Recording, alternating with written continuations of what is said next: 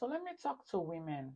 If you are in a marriage that you didn't plan, you are in a home that you are unwanted, you are in a marriage that was chosen for you by family, or you went to that marriage because of circumstances, maybe poverty, peer pressure, and now you are just in that home and you are not being loved, I want you to know that God sees you and you are not alone.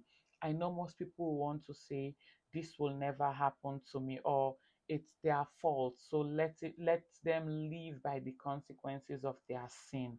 I know, I understand you, but never judge a situation you've never been in. Never mock a pain you've never experienced, because you don't know. You don't know. And most times, what you don't know, you don't talk about. So if you are in that situation, I want you to know that God sees you. Today, I want us to talk about the mirror of an unloved woman. The mirror of an unloved woman. And we'll be looking at an illustration of how most women are in marriages today where they are not wanted and where they are not loved.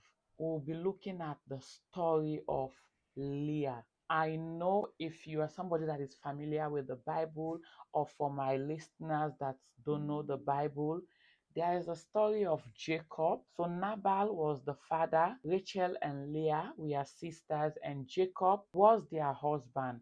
So Jacob worked for Rachel for 7 years because he loved Rachel so well. So as always, uh, um, you can find this illustration in Genesis chapter 29 and also chapter 30. That's where you will have the full story. So Jacob worked for Rachel, but was Leah was given to him.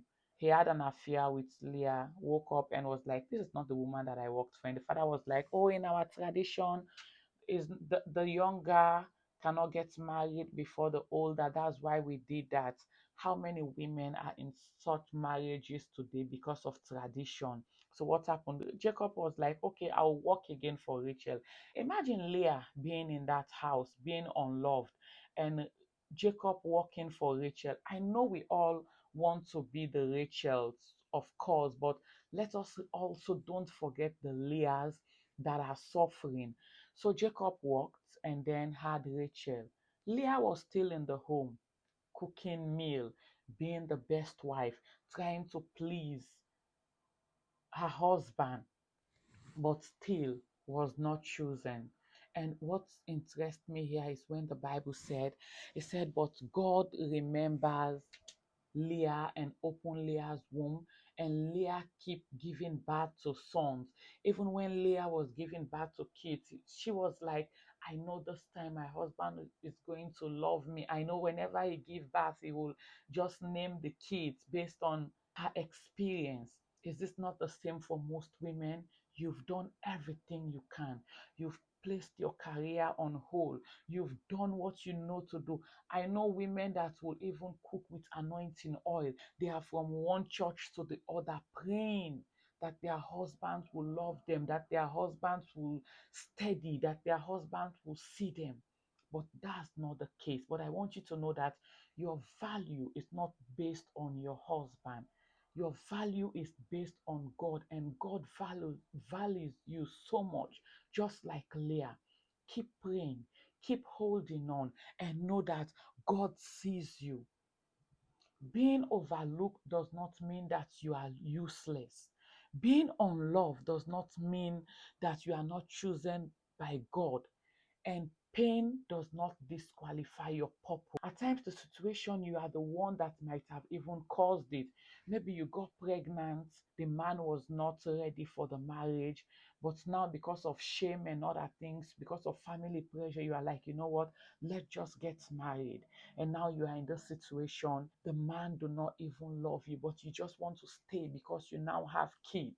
I want you to remember Leah and know that God sees you.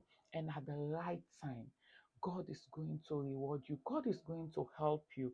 And God is going to ease your pain. And for us that are the Rachels, let don't mock the pains of Leah, because you never know what their situation is.